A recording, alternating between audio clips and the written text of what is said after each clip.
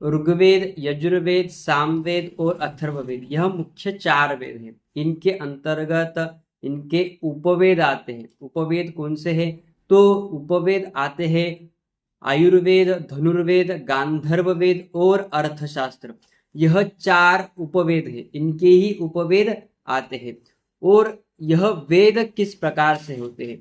तो यही वेद और शास्त्रार्थ किस प्रकार से होता है, इस रिलेटेड हम जो है वह इस वीडियो में सारी बातें जानने वाले हैं।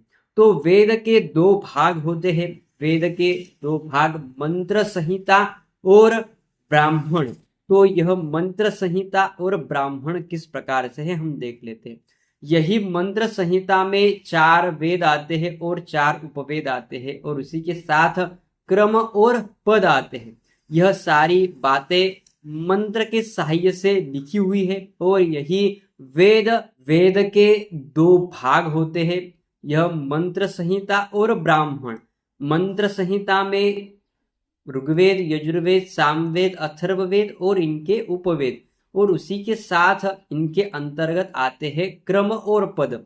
यह भी इनके मंत्र के सहाय से ही लिखे हुए हैं। यही मंत्र संहिता या वेद जो है वह बाल्य अवस्था में सिखाए जाते थे, क्योंकि उस समय या अभी भी बाल्य अवस्था में जो व्यक्ति है वह आकर्षक और उसी के साथ ग्रहण शक्ति उसकी ज्यादा होती है। इस कारण से यह बाल्य अवस्था में सिखाए जाते थे।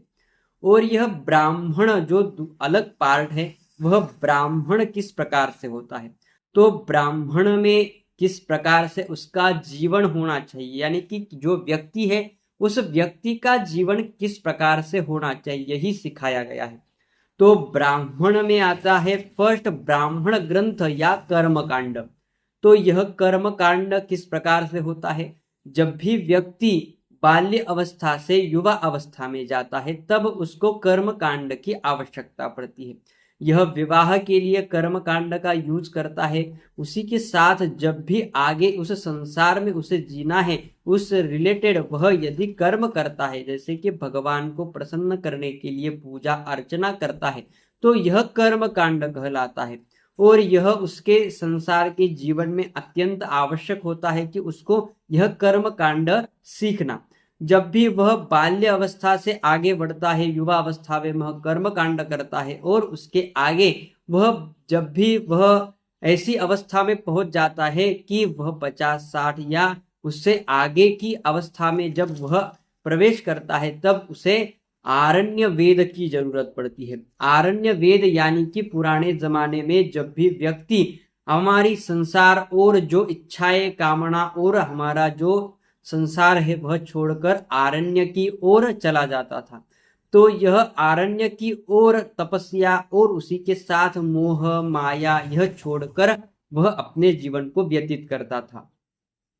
तब भी यह आरण्य वेद की उसे जरूरत पड़ती थी। किस प्रकार से हमारे जीवन में आरण्य वेद का महत्व है? तो यही आरण्य वेद सिखाता है कि किस प्रकार से हमें यह छोड़कर मोह माया मद मत्सर यह सारी कामनाओं को छोड़कर इनसे परे होकर भगवान की ओर किस प्रकार से बढ़ा जा सकता है, यही हमें यह आरण्य वेद सिखाते हैं।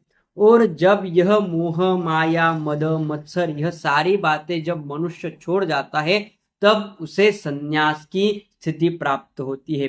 तो यह संन्यास के स्थिति में जब व्यक्ति आ जाता था तब यह उपनिषद सीखता था, यानी कि उपनिषद यह व्यक्ति सीखने के काबिल होता था, तब यह उपनिषद की शिक्षा लेता था।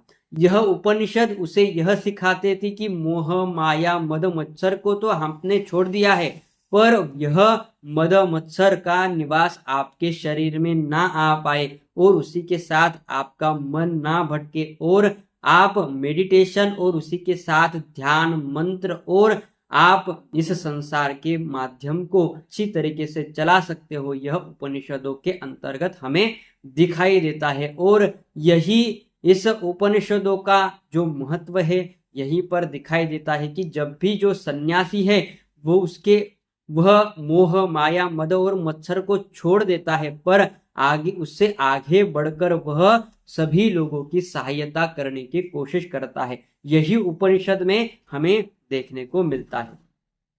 यह वेद मंत्र ब्राह्मण कर्म कांड या जो उपनिषद आरण्य ग्रंथ है, यह हमारे जीवन किस प्रकार से व्यतीत करना है यही हमें सिखाता है।